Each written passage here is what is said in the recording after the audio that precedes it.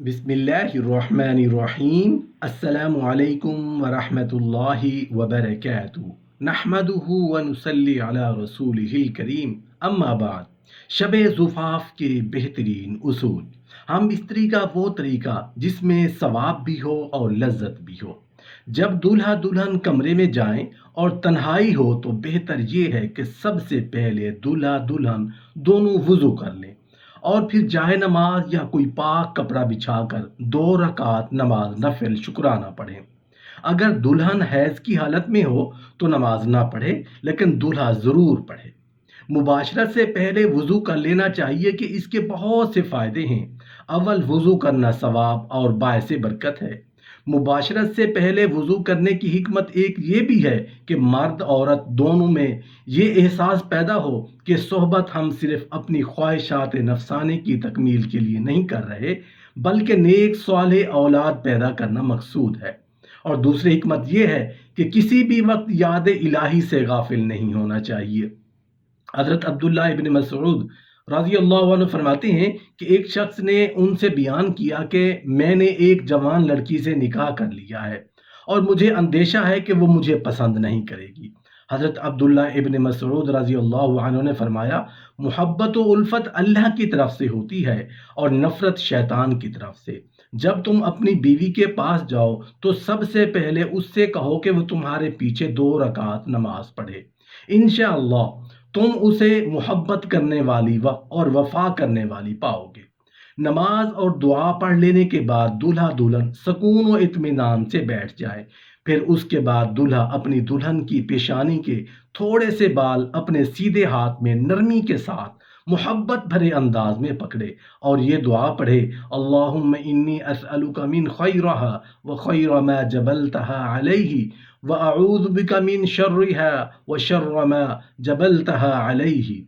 ऐ अल्लाह, मैं तुझसे उसकी बीवी की भलाई और खैर और बरकत मांगता हूँ और उसकी फितरी आदतों की भलाई और तेरी पनाह चाहता हूँ, उसकी बुराई और फितरी आदतों की बुराई से। हज़रत उमर बिन शुएब रज़ी अल्लाह अन्हु से रिवायत है कि रसूलुल्लाह सल्लल्लाहु अलैहि वसल्लम ने इरशाद फरमाया, जब कोई शख्स निकाह करे और पहली रात को अपनी दुल्हन के पास जाए तो नरमी के साथ उसकी पेशानी के थोड़े से बाल अपने सीधे हाथ में लेकर दुआ पढ़े। शबे ज़ुफ़ाफ़ के रोज़ उस दुआ को पढ़ने की फ़जीलत उलमा कराम इरशाद फरमाते हैं कि अल्लाह रब्बुल इज़्ज़त इस दुआ के पढ़ने की बरकत से मियाँ बीवी के दरमियान इत्तेहाद व इत्तेफाक और मोहब्बत कायम रखेगा, और औरत में अगर बुराई हो तो उसे दूर फरमाकर उसके ज़रिए नेकी फैलाएगा, और औरत हमेशा शौहर की खिदमत गुजार, वफ़ादार और फर्माबरदार रहेगी। अगर हम इस दुआ के मानों पर गौर करें तो हम पाएंगे कि इसमें हमारे लिए कितने अमन व सुकून का पैगाम है। ये दुआ हमें दर्स देती है कि किसी भी वक्त इंसान को याद इलाही से गाफिल नहीं होना चाहिए। हर वक्त हर मामले में अल्लाह की रहमत का तलबगार रहें। लिहाजा इस दुआ को शादी की पहली रात ज़रूर पढ़ना चाहिए। अल्लाह रब्बुल इज़्ज़त सूरतुल बकरा में इरशाद फरमाते हैं, तो अब इनसे सोहबत करो और तलब करो जो अल्लाह ने तुम्हारे नसीब में लिखा हो।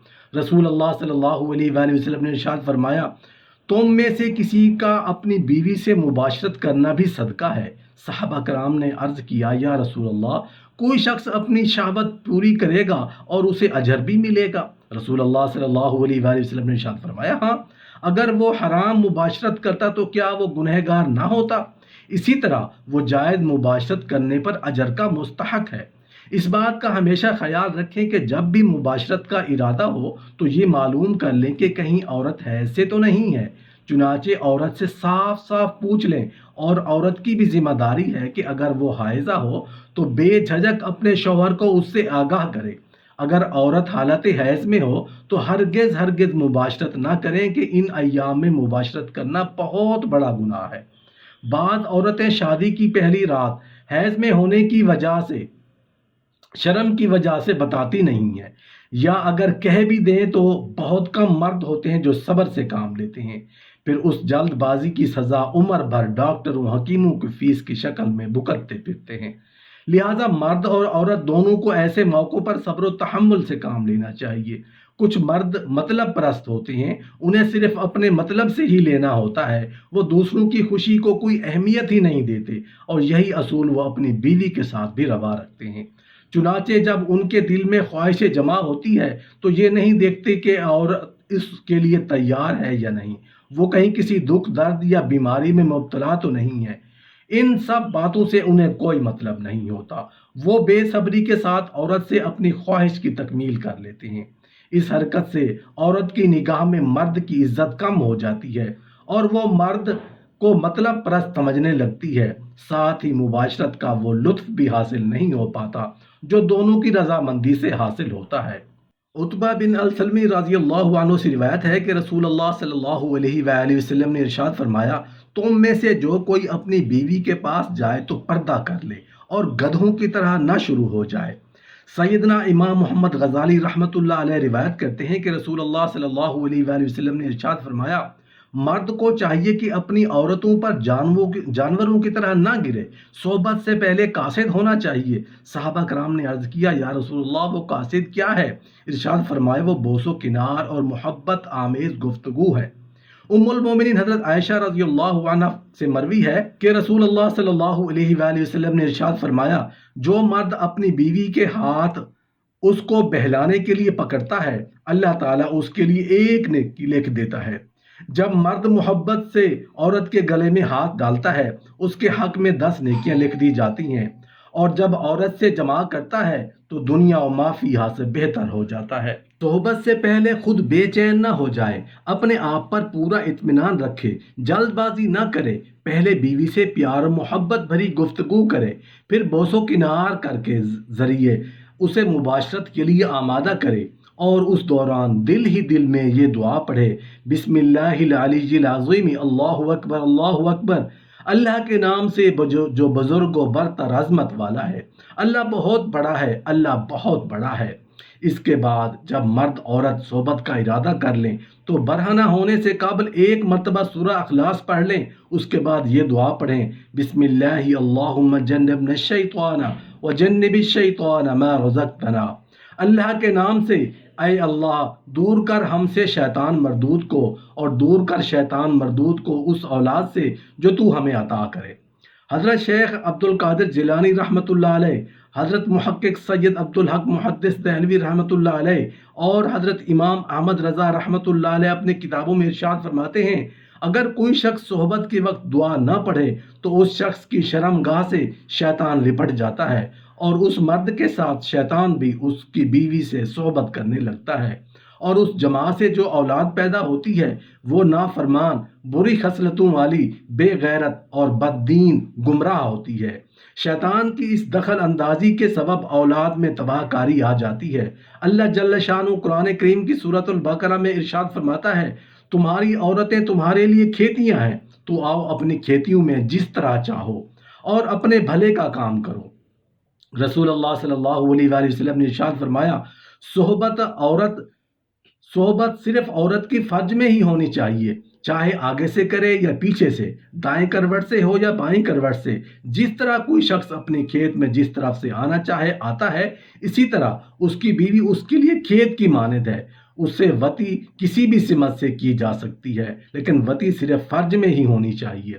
حضرت سیدنا امام محمد غزالی رحمۃ اللہ علیہ روایت کرتے ہیں کہ رسول اللہ صلی اللہ علیہ وآلہ وسلم نے ارشاد فرمایا، مرد میں یہ کمزوری کی نشانی ہے کہ جب مباشرت کا ارادہ کرے تو بوس و کنار سے پہلے جمع کرنے لگے، اور جب انزال ہو جائے تو صبر نہ کرے اور فوراً الگ ہو جائے کہ عورت کی حاجت پوری نہیں ہوتی۔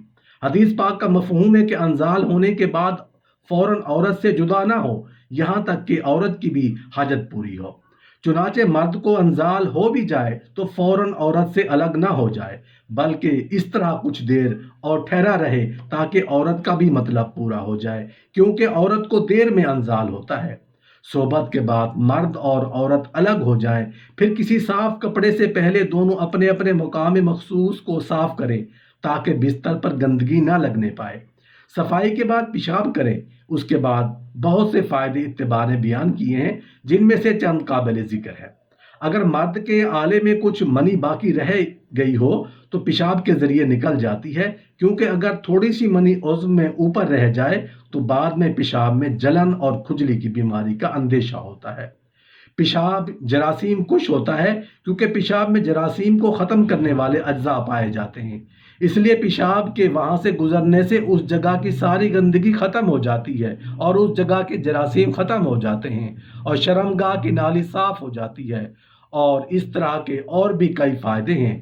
پیشاب کے عضو تناسل سے جدا ہونے کے بعد اور ٹھنڈے ہونے پر خود پیشاب کے کروڑہا جراثیم بڑھ کر نقصان دہ ثابت ہوتے ہیں، اس لیے اسلامی شریعت میں پیشاب کا کسی طرح کا بھی استعمال حرام ہے۔ پیشاب کر لینے کے بعد شرمگاہ اور اس کے اطراف کے حصے کو اچھی طرح سے دھو لیں، اس سے بدن تندرست رہتا ہے اور بیماریوں سے بچاؤ ہوتا ہے۔ مباشرت کے فوراً بعد ٹھنڈے پانی سے نہ دھوئیں، اس سے بخار ہونے کا خطرہ ہوتا ہے، اس لیے کہ صحبت کے بعد جسم کا درجہ حرارت بڑھ جاتا ہے اور جسم میں گرمی آ جاتی ہے۔ اگر گرم جسم پر ٹھنڈا پانی ڈالا جائے گا تو بخار جلد ہونے کا خطرہ ہے، لہٰذا صحبت کرنے کے بعد تقریباً 5-10 منٹ بیٹھ جائیں یا لیٹ جائیں تاکہ بدن کی حرارت اعتدال پر آ جائے۔ اس کے بعد پانی کا استعمال کریں۔ اگر جلدی ہو تو ہلکے گرم کیے پانی سے شرمگاہ دھونے میں کوئی نقصان نہیں ہے۔